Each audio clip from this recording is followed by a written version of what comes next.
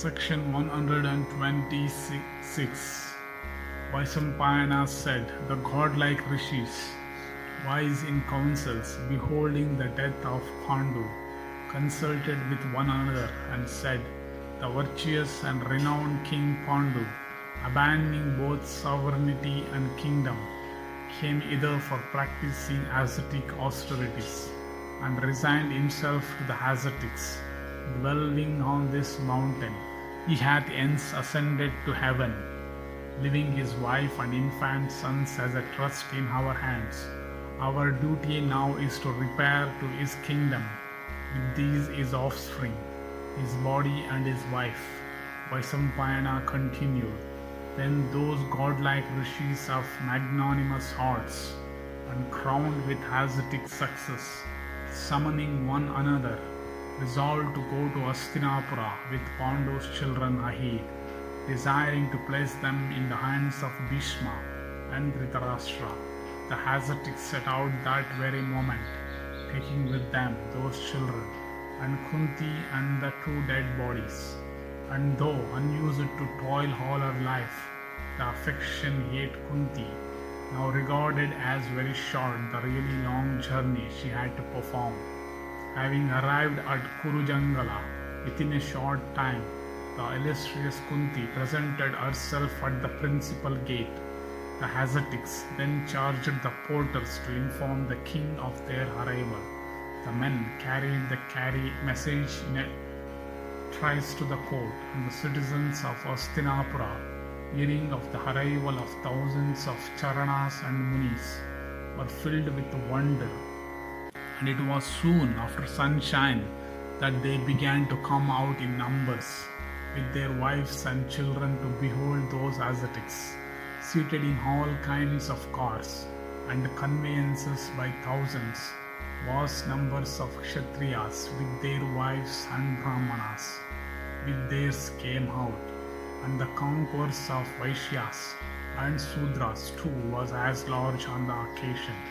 The vast assemblage was very peaceful, for every heart then was inclined to pity, and there also came out Bhishma, the son of Santanu, and Somadatta, Arvalihika, and the royal sage Dhritarashtra, endued with the vision of knowledge, and Vidura himself, and the venerable Satyavati, and the illustrious princes of Kosala and Gandhari, accompanied by the other ladies of the royal household, and the 100 sons of Dhritarashtra, decked with various ornaments, also came out.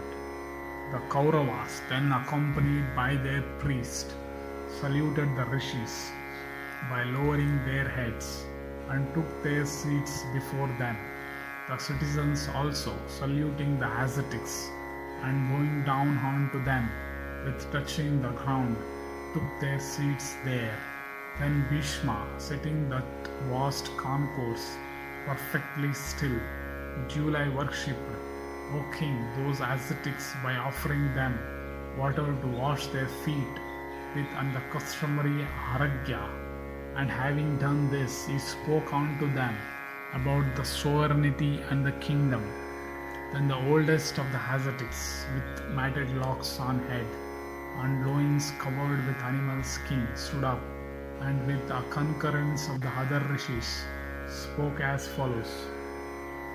Know ye all that the possessor of the sovereignty of the Kurus, who was called King Pandu, had, after abandoning the pleasures of the world, repaired hence to dwell on the mountains of 100 peaks. He adopted the brahmacharya mode of life, but for some inscrutable purpose the gods have in view. This, his eldest son Yudhishthira, was born there, begotten by Dharma himself. Then that illustrious king obtained from Vayu this other son, the foremost of all mighty men, called Bhima. This other son, begotten upon Kunti by Indra, in Dhananjaya, whose achievements will humble all bowmen in the world. Look here again at these tigers among men, mighty in the use of the bow, the twin children begotten upon Madri by the twin Ashwins. leading in righteousness the life of a vanaprastha. In the hoods, the illustrious Pandu had thus revived the almost extinct line of his grandfather. The birth, growth, and Vedic studies of these children of Pandu will no doubt give you great pleasure. Steadily adhering to the path of the virtuous and the wise, and leaving behind him these children, Pandu departed hence 17 days ago.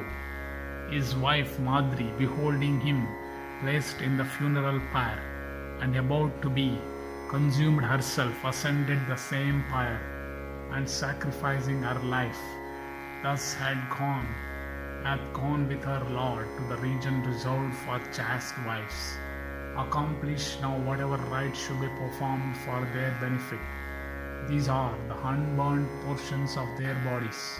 Here also are their children, these oppressors of force with their mother. Let these be now received with due honors. After the completion of the first rites, in honor of the dead, let the virtuous Pandu, who had all along been the supporter of the dignity of the Kurus, have the first annual Shraddha Sapinda Karana performed with a view to installing him formally among the Pitris. Vaisampayana continued.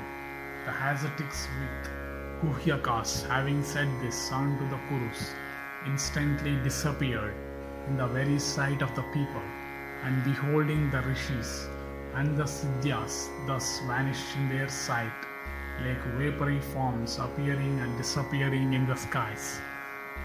The citizens, filled with wonder, returned to their homes. Thus ends the 126th section in the Sambhava Parva of the Adi Parva.